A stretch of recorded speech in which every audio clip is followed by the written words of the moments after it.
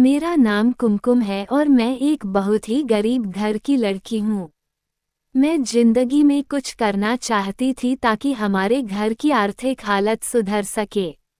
मेरे 2 भाई हैं, दोनों मुझसे बड़े हैं। मेरे मम्मी पापा मजदूरी करके किसी तरीके से हमारा पेट पालते थे और बहुत ही कम उम्र से मेरे भाई भी काम पर लग गए थे। मुझे स्कूल जाने का बहुत शौक था, पर 5वीं तक पढ़ाई करने के बाद मैंने पढ़ाई छोड़ दी क्योंकि मेरी माँ ने मेरे स्कूल से नाम कटवा दिया। मैंने माँ से कहा था कि अगर मैं पढ़ लिख जाऊंगी तो हमारी हालत सुधर सकती है, पर मेरी माँ ने मेरी एक ना सुनी और 12 साल की उम्र में उन्होंने मुझे एक घर पर काम पर लगा दिया था।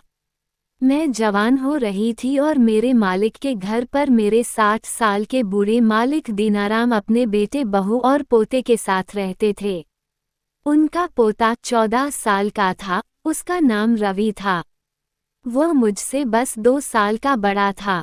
कभी कभी मैं उसके साथ बात करती तो रवि की माँ गुस्सा हो जाती और कहती कि यह तो काम वाली है, रवि तुम इससे दूर रहा करो। पर फिर भी जब भी मौका मिलता रवि मुझसे बात करता। उसने मुझसे पूछा था कि तुम इतनी कम उम्र में पढ़ाई छोड़कर हमारे घर पर काम करने क्यों आई हो। मैंने कहा, हम बहुत गरीब हैं और मेरी माँ ने मुझे यहाँ पर काम पर लगा दिया। मेरा काम मेरे मालिक दीनाराम की सेवा करना था। मैं दिन भर इसी घर पर रहती और मालिक की सेवा करती थी। मालिक 60 साल के तो थे, पर देखने में 40-50 के लगते थे। उनका शरीर तो काफी हट्टा कट्टा था। 2 साल तक तो सब ठीक चला, लेकिन अब मैं जवान होने लगी थी। मेरा शरीर निखरने लगा था और मेरे अंदर जवानी उमड़ रही थी। रवि भी अब बड़ा हो चुका था और जब कभी मौका मिलता तो मुझसे बात करता, पर उसकी माँ को बिल्कुल पसंद नहीं था कि हम दोनों आपस में बात करें। अगर वह देख लेती तो मुझे बहुत डांटते थी। एक दिन मुझे मेरे मालिक ने अपने कमरे में बुलाया और कहा, बेटा मेरे घुटने में आज बहुत दर्द हो रहा है। उन्होंने मुझे 50 रू दिए और कहा कि मेरे घुटने की अच्छे से मालिश कर दो। मैं काफ़ी खुश हो गई थी क्योंकि यह पैसे हमारे घर के लिए बहुत मायने रखते हैं। दिन भर मालिक के घर पर रहने के बाद भी मेरी पगार 8,000 थी। मैं मालिक की सेवा के साथ साथ घर का छोटा मोटा काम भी कर दिया करती थी, पर आज पहली बार मुझे एक्स्ट्रा पैसा मिला, वरना मेरे पैसे तो मेरी माँ को ही वह दिया करते थे। मैंने तेल लिया तो दीनाराम मालिक ने अपनी धोती ऊपर उठा दी। वह मुझे बहुत ही अजीब सा लगा, पर वह ठहरे बुजुर्ग इंसान। मैं हल्के हाथों से उनके घुटने की मालिश करने लगी। वह आंखें बंद करके आराम लेने लगे। करीब 1 घंटे तक मैंने उनकी मालिश की, उसके बाद मैं वहां से घर आ गई। अगले दिन जब मैं काम पर गई तो शाम के वक्त फिर से दीनाराम ने मुझे अपने पास बुलाया और कहा कि बेटा कल की तरह आज भी मेरे घुटने की मालिश कर दो, और फिर से मुझे 50 रू दिए। अब ऐसा रोज रोज होने लगा। रोज मुझे एक्स्ट्रा पैसा देते और मुझे ये काम करवाते, लेकिन एक दिन कुछ ऐसा हुआ कि मेरे पैरों तले से जमीन निकल गई। मैं डर के मारे थर थर कांपने लगी और मेरी जान निकल गई। मैंने जो देखा था मुझे अपनी आंखों पर यकीन नहीं आ रहा था, और मात्र 14 साल की हूँ तो मुझे समझ नहीं आ रहा था कि मैं क्या करूँ। उस दिन मालिक ने मुझसे कहा था कि मेरे घुटनों और पैर की अच्छे से मालिश कर दो, पर जब उन्होंने धोती उठाई तो मेरी आंखें फटी की फटी रह गई। उन्होंने अपना कच्छा नहीं पहना था और मेरी नज़र एक ऐसी चीज़ पर पड़ गई। मैं अंदर ही अंदर काफ़ी घबरा गई थी। आखिर उन्होंने ऐसी हरकत क्यों की? वह मुझसे चाहते क्या है? अब मेरे दिमाग में शक घर करने लगा। कोई भी इंसान सिर्फ घुटने की मालिश के लिए इतने पैसे क्यों देगा? जरूर इसमें उसका गलत मकसद छुपा हुआ है। दीनाराम मेरी तरफ देखने लगा, शायद वह मेरा रिएक्शन नोट कर रहा था। उस वक्त मैं बहुत ज्यादा घबरा गई थी। मन कर रहा था कि वहां से अभी के अभी भाग जाऊं, पर मजबूरी में उस दिन मैंने उसके घुटने की और पैर की मालिश की। लेकिन उन्होंने अपनी धोती जिस तरह से उठाई हुई थी मुझे बहुत ही गंदा लग रहा था और वह अजीबोगरीब आवाज करते रहे। किसी तरीके से 1 घंटा काटने के बाद मैं पसीने पसीने हो गई थी और दौड़ती हुई अपने घर पर चली गई। मैंने अपनी माँ से कहा कि माँ अब मैं ये काम नहीं करना चाहती।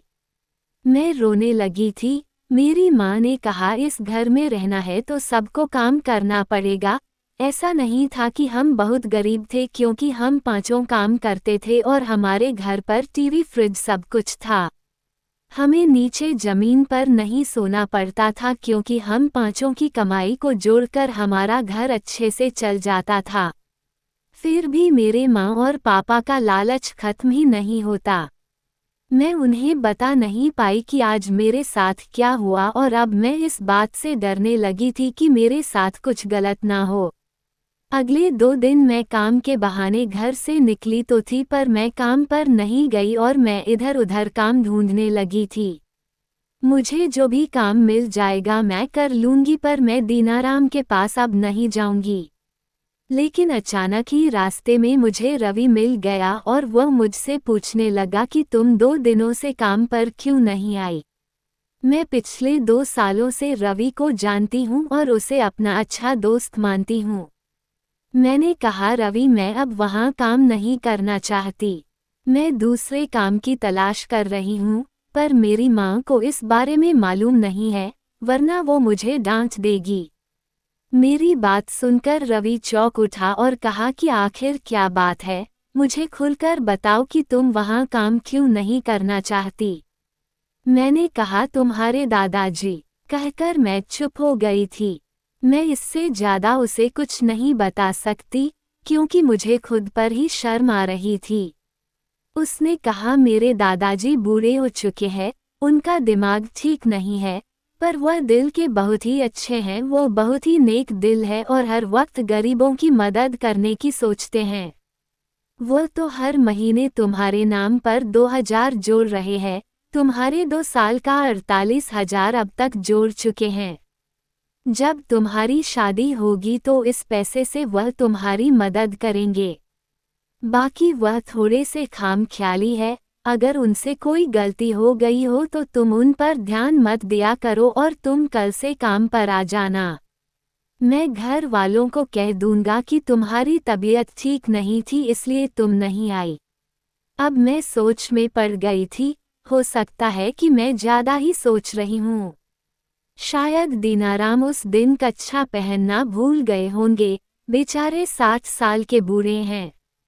भले ही जवान दिखते हो, उन्हें ध्यान ही नहीं रहा होगा और मुझे अपनी पोती जैसा ही समझते होंगे। बेचारे मेरी शादी के पैसे भी जोड़ रहे हैं और मैं ही इतनी पागल हूँ कि उनके बारे में क्या क्या सोच लिया। अगले दिन से ही मैं फिर से काम पर जाने लगी और दीनाराम फिर से मुझे अपने पास बुला लेते और 50 देकर कहते कि मेरे घुटनों की मालिश कर दो। लेकिन अब मैं नोटिस किया कि वह कच्छा नहीं पहनते थे। जब वह धोती को ऊपर उठाते तो उनका सब कुछ नजर आता, हालांकि वह आंखें बंद करके रहते और कभी कभी ही मेरी तरफ देखते थे। मुझे ये काम करने में बिल्कुल भी अच्छा नहीं लगता और बहुत घबराहट होती थी, पर मुझे इस काम के एक्स्ट्रा पैसे मिलते थे जो कि मुझे अपनी माँ को भी नहीं देना पड़ता था, तो मैं लालच में आ गई थी। एक दिन मैं मालिक के घुटनों की मालिश कर रही थी कि रवि की माँ कमरे में आ गई। उनके आते ही मालिक ने अपनी धोती को बिल्कुल सही कर लिया। अब मुझे शक होने लगा कि मालिक मुझे दिखाने के लिए ही यह सब कुछ कर रहे हैं।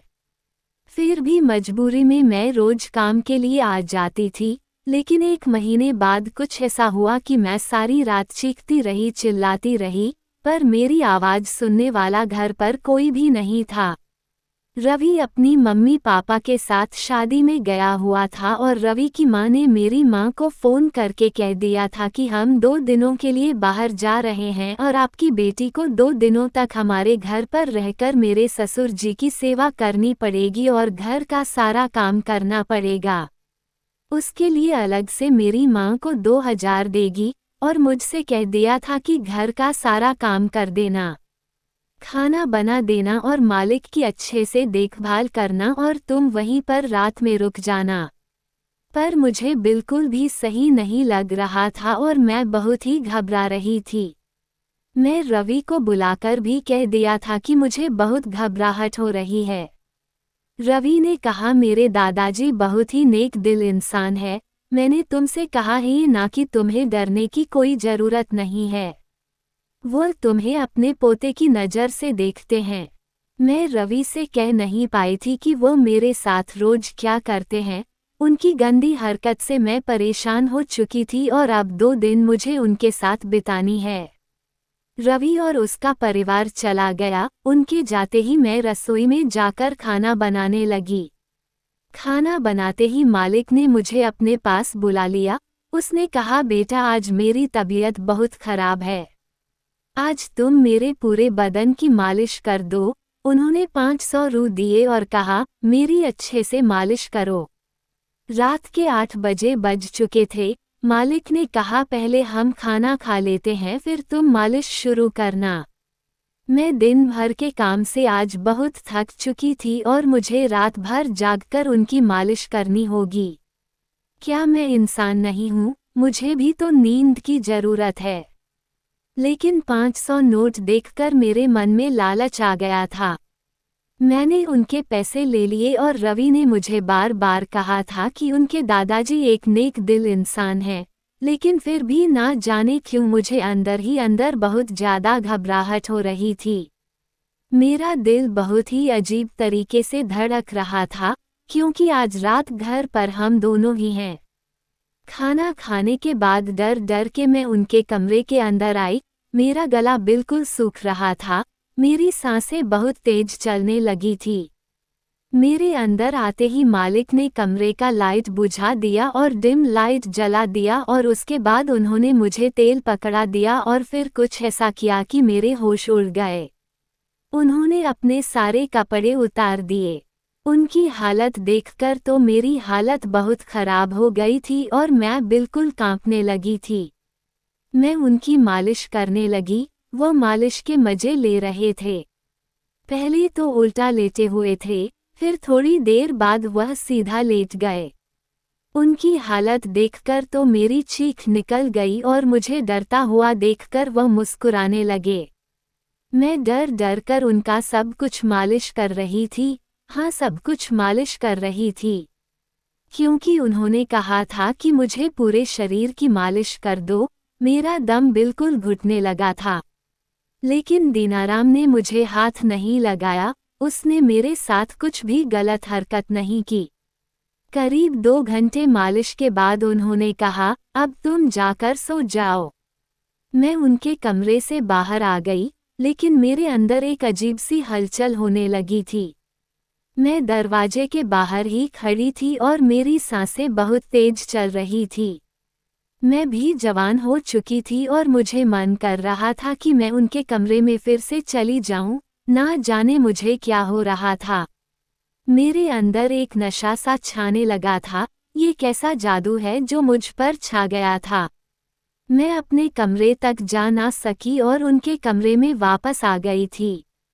दीनाराम मुझे देखकर मुस्कुराने लगे और कहा, आओ मेरे पास आ जाओ। और उसके बाद उस कमरे में जो कुछ भी हुआ पूरी रात मैं चीखती रही। यह मेरा पहला अनुभव था। आखिर दीनाराम ने मुझे अपने जाल में फंसा ही लिया। शायद वही चाहते थे कि मैं खुद ब खुद आ जाऊं और 2 दिनों तक बस वही होता रहा। उसके बाद उन्होंने कहा, जाओ अपने घर जाकर 2 दिन आराम कर लेना। रवि और उसका परिवार वापस आ गया था, पर मेरी हालत बहुत खराब हो चुकी थी। मुझसे ठीक से चला भी नहीं जा रहा था और घर जाकर मुझे बुखार आ गया था। यह मुझसे क्या भूल हो गई। जब मेरी माँ ने मेरी बुरी हालत देखी तो उन्हें शक हो गया और वह मुझसे से पूछने लगी। मैं रोने लगी थी और उन्हें सब कुछ बता दिया। वह अपना सीना पीटने लगी और बार बार यही कहने लगी कि यह क्या कर दिया मैंने अपनी बेटी के साथ। लेकिन उसके बाद मेरी माँ ने जो किया मैं कभी नहीं भूल सकती। वह सीधे मालिक के पास गई और कहने लगी कि वो सारी दुनिया को बता देगी कि उसने मेरी बेटी के साथ क्या किया है। मालिक बहुत डर गए थे, क्योंकि मैं नाबालिग थी और वह बुरी तरीके से फंस जाते, और उन्होंने वादा किया कि वह मेरी शादी रवि के साथ करवा देंगे। मालिक ने मुझे स्कूल में भर्ती करवा दिया। अब मैं फिर से स्कूल जाने लगी और वापस से पढ़ाई करने लगी, और जब मैं 18 साल की हुई तो उन्होंने मेरी शादी रवि के साथ करवा दी। अब मेरी जिंदगी काफ़ी सुधर गई है। जिस घर में मैं कभी नौकरानी थी वहाँ मालकिन बन गई हूँ। मेरी शादी के 1 साल के अंदर रवि के दादाजी की मौत हो गई। मुझे पता चला कि उसके दादाजी को कैंसर था और वह ज़्यादा दिन के मेहमान नहीं थे। शायद इसी वजह से उन्होंने मेरे साथ रिश्ता बनाया था। शायद वह अपनी जवानी एक बार फिर जीना चाहते थे, मौत से पहले एक बार जिंदा होना चाहते थे। उन्होंने मेरे नाम पर ढेर सारी संपत्ति कर दी थी। मैंने रवि को कभी भी नहीं बताया था कि मेरे और उनके दादाजी के बीच क्या हुआ था, क्योंकि रवि अपने दादाजी को एक अच्छे इंसान समझते हैं और मैं ये सब कुछ बताकर उसे दुख नहीं पहुंचाना चाहती थी। पर मेरी जिंदगी में वह दिन मैं कभी नहीं भूल सकी, और जब भी मुझे वह दिन याद आता, मुझे दीनाराम की याद आती।